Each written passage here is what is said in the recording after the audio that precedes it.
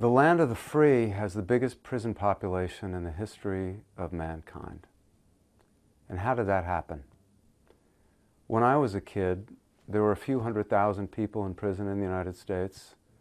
Governor Ronald Reagan in California was proudly shutting down prisons. Reagan was responsible for an inmate Bill of Rights. And yet, in the last 30 years, there's been a total transformation of the American prison system.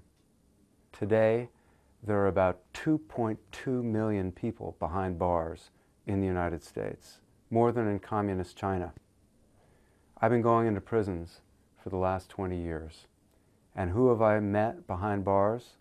Well, there are murderers and armed robbers and rapists and child molesters. But the majority of people behind bars are nonviolent offenders. About 2/3 of them are African American or Latino. They're overwhelmingly poor, substance abusers, a large number of mental patients, huge rates of illiteracy. So whereas 30 years ago in the United States we were building low-income housing, today we're building prisons as a form of low-income housing. There's about 200,000 women behind bars, overwhelmingly nonviolent, many of them in prison because their spouses or their boyfriends were drug dealers and they wouldn't rat them out. And there are tens of thousands of people who are in solitary confinement. Some of them are major gang leaders, some of them are people who are violent, and it makes sense to put them in solitary. But the majority aren't, and they're prey to all kinds of health problems, psychological problems, being locked away for weeks, months, years, by themselves in a cell, only allowed out for 2 hours, maybe, a day. For most of these nonviolent offenders, there are so many other less expensive ways to deal with them in the community. For example, mental patients. We used to have mental patients in mental hospitals, and then we shut down the mental hospitals. So now they're in prison. The largest single facility for mental patients in the United States is the LA County Jail.